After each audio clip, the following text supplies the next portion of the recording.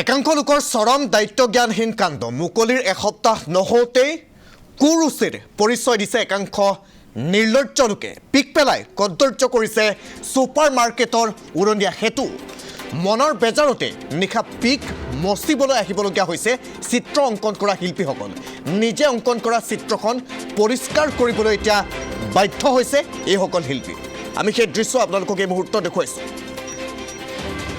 Dispur super মাৰ্কেটৰ এই উৰণীয়া সেতুখন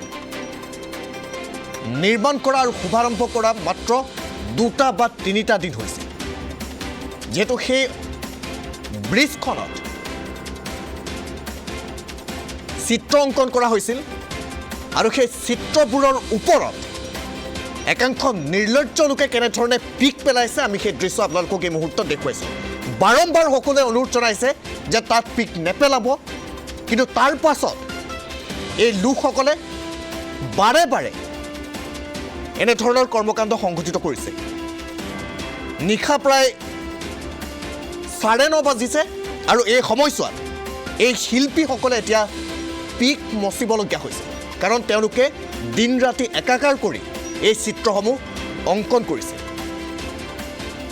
অসমৰ প্ৰতিটো জাতি জনগোষ্ঠীৰ প্ৰতিচ্ছবি তেওঁলোকে দাঙি ধৰিবলৈ চেষ্টা কৰিছিল সমগ্ৰ ভাৰতৰ যি সংস্কৃতি পৰম্পৰা আছে সেয়া তেওঁলোকে দেখুৱাবলৈ চেষ্টা কৰিছিল কিন্তু এতিয়া একাংশ মহানগৰীকে হওক বা একাংশ লোকে কেনেধৰণৰ কৰ্মকাণ্ড সংঘটিত কৰিছে সেয়া সকলোৱে প্ৰশ্ন উত্থাপন কৰিছে ঋষি আছে পোনপটীয়া সম্প্ৰচাৰত আমি ঋষিৰ কাষলৈ মুহূৰ্তত গৈছোঁ ঋষি আপোনাৰ কাষলৈ পোনে পোনে গৈছোঁ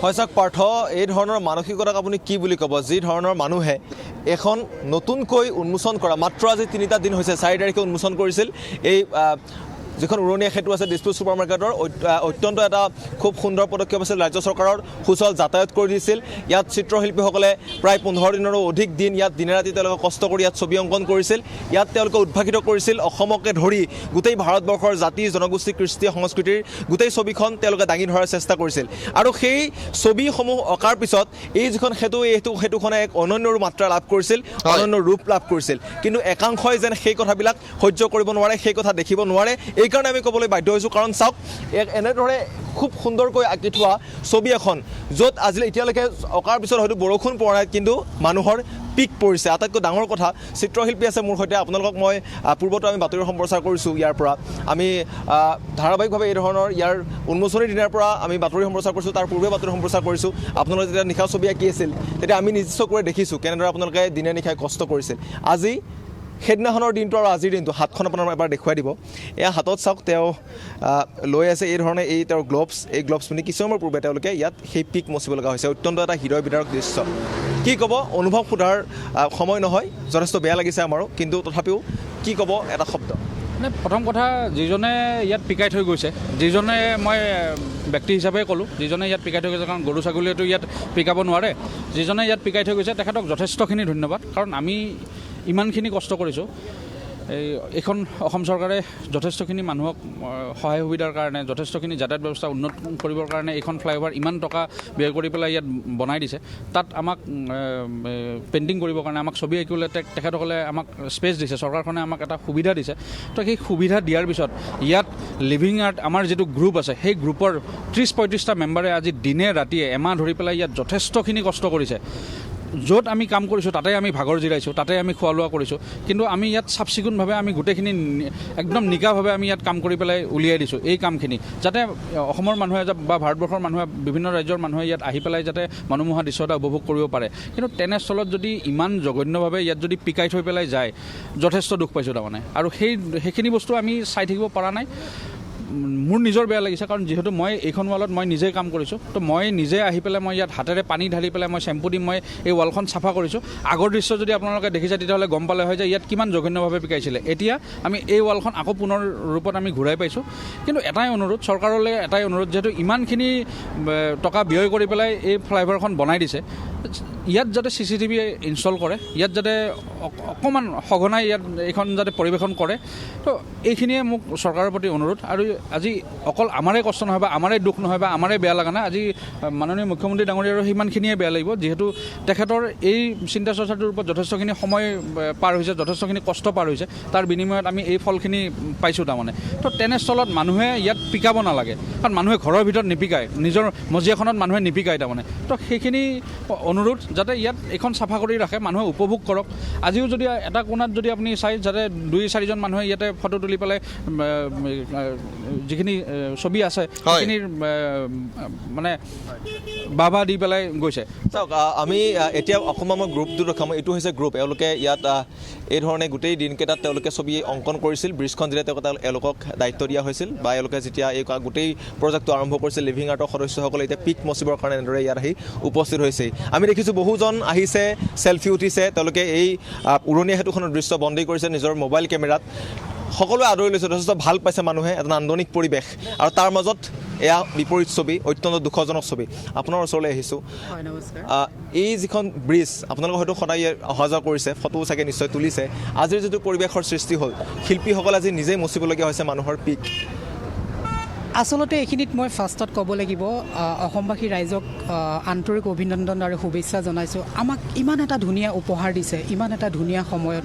আচলতে আজি দৃশ্যটো দেখি মনত বহুবোৰ প্ৰশ্ন উপজিছে, বহুত বেজাৰ লাগিছে। আচলতে আমি ক'ত মানে কেনেকুৱা জেগাত আমি বসবাস কৰি আছোঁ। আচলতে ইমান কষ্টৰ আৰু সাধনাৰ ফলত আমাক এটা ইমান ধুনীয়া উপহাৰ দিছে এখন ব্ৰিজ। আজি মানুহৰ যিখিনি সংকটৰ সময়ত এনেকুৱা কামবোৰ দেখি মানে আচলতে মনটো বহুত বেজাৰ লাগিছে, আচলতে বহুত দুখ লাগিছে। ইমান কষ্ট কৰি দিন ৰাতি একাকাৰ কৰি ইমান এজন আৰ্টিষ্টে এনেকুৱা কষ্ট কৰি ইমান সাধনাৰ ফলত এনেকুৱা কাম কিছুমান আমাক উপহাৰ দিছে। কিন্তু আজি যিসকল মানুহে এনেকুৱা এটা মানে পদক্ষেপ, এনেকুৱা এটা কাম কৰিছে, সঁচাকৈ মনটো এটা বৰ বেজাৰ লাগিছে চাই, বহুত মানে এটা নিজকে দুখ লাগিছে। আচলতে ইমান এখন আমি আচলতে কি ক'ম, আজি ক'বলৈ মানে শব্দৰে হেৰুৱাই পেলাইছোঁ। ইমান দিন ৰাতি একাকাৰ কৰি ইমানখিনি কষ্ট কৰিছে। যেতিয়া এজন আৰ্টিষ্টে বুজি পায় যে ইমান কষ্টৰ ফলত এটা যেতিয়া চিত্ৰ বনোৱা হয়, আচলতে বৰ বেজাৰ লাগে। আচলতে কিমান কষ্ট হয় সেয়া তেওঁলোকে নিশ্চয়কৈ উপলব্ধি কৰিব পাৰে। আমি সাধাৰণ মানুহ হিচাপে বহুতো উপলব্ধি হয়তো নকৰিব পাৰোঁ, কিন্তু যিসকলে সৃষ্টি কৰিছে সেইসকলে আজি ইয়াৰ পিক মচিবলগীয়া হৈছে, নিশ্চয়কৈ সেই দুখ তেওঁলোকে অনুভৱ কৰিব পাৰিছে। আপোনালোকে, মই এটা কথা সুধিব বিচাৰিছোঁ, আপোনালোকে উদ্বোধনীৰ দিনাও ইয়াত এটা মেছেজ দিবলৈ বিচাৰিছিলে, আপোনালোকে প্লে কাৰ্ড হাতত লৈ যে ইয়াত নিপিকাব, আমি বহুত কষ্টৰে আঁকিছোঁ এইবিলাক। তাৰপিছতো কোনো ধৰণৰ ফলাফল আমি নেদেখিলোঁ। আজি সেই একেই কাণ্ডই সংঘটিত কৰিলে। ইয়াৰ পিছত আৰু কি বাকী থাকিব? চৰকাৰৰ দায়িত্ব ইমানবিলাক কৰিছে, তো এইবিলাক সংৰক্ষণ কৰাটো চৰকাৰৰ দায়িত্ব। পাব্লিকে গোটেই বস্তুটো ভালকৈ বুজিয়ে নাপায় কিছুমান মানুহে, তো চৰকাৰৰ দায়িত্ব এইখিনি গোটেইখিনি ভালকৈ ৰখাটো। যিহেতু কৰিলে তেওঁলোকে ভালকৈ, আৰু ভালকৈ ৰখাটো তেওঁলোকৰ দায়িত্ব। CCTVৰ সংযোজন আপোনালোকে বিচাৰিছে? সেইটো যিকোনো হ'ব পাৰে, হয়তো CCTV থাকিব পাৰে, নহয় ইয়াতে ছিকিউৰিটি থাকিব পাৰে, নহ'লে স্বেচ্ছাসেৱক থাকিব পাৰে, ইয়াতে সেনেকুৱা ধৰণৰ হ'ব পাৰে গোটেই কাৰোবাৰ। শেষত পাৰ্থ, মই এজন মানুহৰ মন্তব্য ল'ম, যিজন মানুহে এই গোটেই গ্ৰুপটোক নেতৃত্ব দিছিল। তেখেতে আহিছে, তেখেতে নিজেই হাতেৰে মচিছে। মই অকণমান তেওঁৰ পৰা মন্তব্য গ্ৰহণ কৰিম। পেইণ্টিং হ'ল আৰু আমি পিকৰ আলোচনা কৰি আছোঁ। এইটো এটা আচলতে কিমান লাজৰ কথা গোটেই ৰাজ্যখনৰ কাৰণে। ইয়াত আমি কি আঁকিছে, তাৰ বিষয়বস্তু বা কেনেকৈ ধৰণে আঁকা হৈছে, কি ভাবি আঁকিছে, সেইবোৰ আলোচনা হ'ব লাগিছিলে। আৰু ইয়াত হৈছে এতিয়া পিকৰ আলোচনা। দেখা যায় নিউজ আহিলে আমি সেইটো কথাই ক'বলগীয়া হয়। এইটো এটা কিমান পিছ পৰি আছোঁ, এইটো ভাবিব সময় হ'ল। মন্ত্ৰীয়ে অনুৰোধ জনাবলগীয়া হৈছে মানুহক পিক নেপেলাব বুলি। হয়, মুখ্যমন্ত্ৰীয়েও কৈছে যে এইটো ক'বলগীয়া কথা নহয়। তাৰপিছতো কিন্তু মানুহ সচেতন নহয়। আজি আপোনালোকে নিজেই মচিবলগীয়া হ'ল। এটা ব্যৱস্থা ল'ব লাগিব, আৰু বেলেগ কথা পাতিব মন নাই। আৰু সেইটো বিষয়ে ক'বলগীয়া একো নাই, তাৰ ব্যৱস্থাই ল'ব লাগিব। যিহেতু আজি আগৰ পৰা দেখা গৈছে, এইটো কৈ সমাধান হোৱা কথাই নহয়। আৰু সেই যিসকল লোকে পিক পেলাইছে সেইসকলৰ মানৱীয়তাৰ ওপৰত কিবা ক'ব নেকি? সেইটো মই নাজানিম, সেইটো তেখেতে জানিব।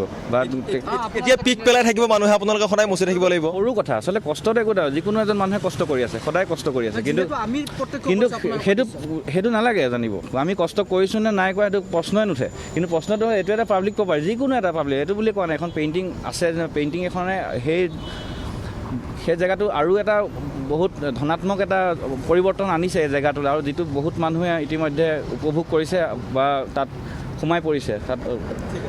আৰু এয়া আছিলে লিভিং আৰ্টৰ ঋষি। সদস্য আৰু তেওঁলোকে আজি ঋষি যিহেতু ইতিমধ্যে আমি যিসকল শিল্পীয়ে তাত এই চিত্ৰ অংকন কৰিছিল তেওঁলোকৰ আমি মন্তব্য শুনালোঁ এতিয়া বিভিন্ন প্ৰশ্ন উত্থাপিত হৈছে বিশেষকৈ একাংশ লোকে পিক পেলাইছে সেই লোকসকলে এতিয়া নিজকে শুধৰণি কৰাৰ প্ৰয়োজন বা সময় আহি পৰিছে কিন্তু আন এটা বিষয় এই মুহূৰ্তত ঋষি আপোনাৰ কাষলৈ লৈ যাব বিচাৰিছোঁ যে দেখা যায় যে একাংশ লোকে যেনেধৰণে পিক পেলাই এই চিত্ৰসমূহত বা ব্ৰিজখনত যেনেধৰণে তেওঁলোকে পিক পেলাইছে একাংশ এনেধৰণৰ NGO আছে বা একাংশ এনেধৰণৰ কোম্পানী আছে যিসমূহ